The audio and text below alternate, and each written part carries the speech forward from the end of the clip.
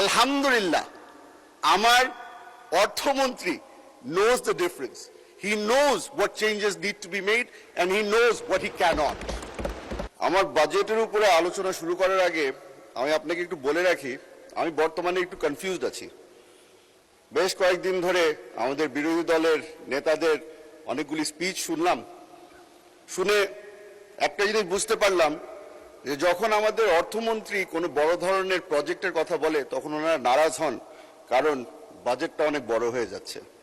তবে ওনারা যখন বক্তৃতা দেন, বক্তৃতার সময় শেষ হয়ে যাওয়ার পরে 2 মিনিট আবদার করে নেন নিজ এলাকার ব্যাপারে কথা বলার জন্য। নিজ এলাকার ব্যাপারে কথা বলতে গিয়ে তারা বলেন, বেশিরভাগই বলেছে 4 লেনের রাস্তা লাগবে, 20টা ব্রিজ লাগবে, কিছু কাঁচা রাস্তা পাকা করতে হবে, সবকিছুই বলল।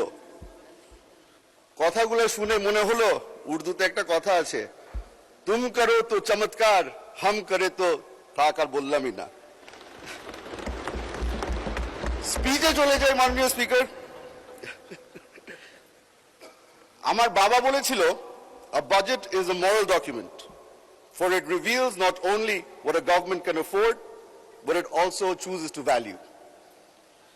আপনাকে আজকে বলে দিতে চাই, মাননীয় প্রধানমন্ত্রী তারেক রহমান সাহেবের সরকার আমাদের হিউম্যান রিসোর্সেস ডেভেলপমেন্টকে সবচেয়ে বেশি প্রাধান্য দিচ্ছে।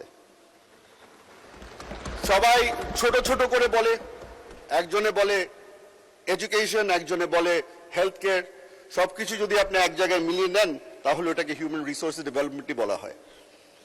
এখন এই জায়গাটায় যখন আমি আসি, আমাদের টেকনিক্যাল এডুকেশনের ব্যাপারে প্রথমবারের মতো আমি শুনতে পেরেছি যে বাংলাদেশ জাতীয়তাবাদী দলের সরকার একটি বড় অঙ্কের বাজেট আমরা তৈরি করেছি এই সেক্টরের জন্য।